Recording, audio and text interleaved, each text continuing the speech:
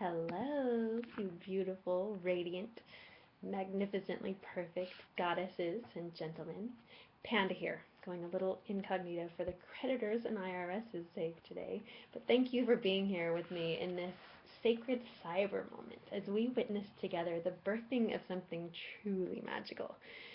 The transformation of one woman's relationship with money from something so embarrassing and messy, scary and confused into something light and easy, inspiring and empowering. So let's air out my financial closet together, getting really honest, sweeping out the cobwebs, and see what treasures we find waiting for us, disguised as monsters in the shadows.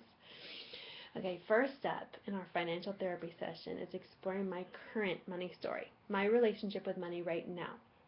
This is going to cover earning, spending, saving, giving, loaning, investing, and receiving. First up, earning. I haven't earned more than $5,000 a year, and that was on a really good year for the past 9 years, ever since I got married. We'll get into the whys and hows next week with step 2 in our financial therapy series, which will cover money history. But for now, let's just stick to the facts. I haven't made money, and I have not been clear about my unique skill set and gifts to offer the world. I have some real work to do connecting my uniqueness with the marketplace so that I can understand my true earning power and do it in a way that really matches my values. My husband, who is a brilliant songwriter, is beginning now to see that he can make money at that, but he has been working in construction and just largely out of work for the past few years.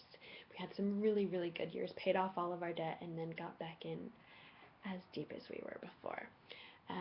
So it's been really interesting. We lived off credit cards for a while, and we kept thinking things would turn around and get another great job. And then we stopped being able to make even the minimum payments about 2 years ago. It's the creditors. And so we've been living with his family in one bedroom with our 2 kids, selling off what we could to stay afloat, like Ian's work truck and tools, and that just bought us time, delaying the inevitable moment when we would once again hit bottom. Except now we're really out of things to sell off, so it's time for a new strategy. Spending category. This is a fun one. I've had a bit of split personality, Edward Norton primal fear action going on here. Who's Panda going to be today? The responsible list maker, shopping only from the pre-approved needs category and relegating everything else to a waiting list? Or am I the impulsive and easily excitable shopping buddy, throwing caution to the wind and usually trying to stuff as much as I can into that day because I don't know how long it will last before the careful girl wakes up again and spoils all the fun? Or is it the overly cautious, scared to spend saver who won't part with what she sees as limited funds, even for something she desperately needs and that would benefit her life immensely, only to watch those last dollars get spent on chocolate or fast food or some other passing necessity or coping mechanism? Saving hasn't even existed for years. Giving has felt awkward, and with what little money we have, or it seems like it, I usually feel guilty because what little we have I usually think of as my husband's. And again, we'll get more into that next week. Loaning and investing, again, have not even existed. Receiving, the last category, has also been uncomfortable for me because it usually feels unearned and lopsided. I don't feel that I can reciprocate.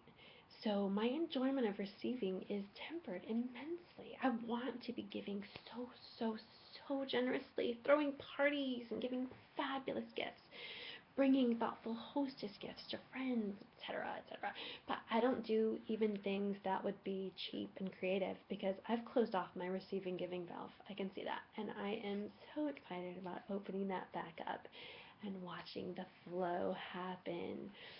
So thank you for being here and contributing the much needed moral support energy that I needed in order to face these bogeys and turn them into my allies. Next up I'll make a video sharing the framework for conducting your own financial therapy session with yourself and getting clear on your current money story. No matter how different it is from mine, it can probably use some spring cleaning also. So have a magical day. Thank you so much.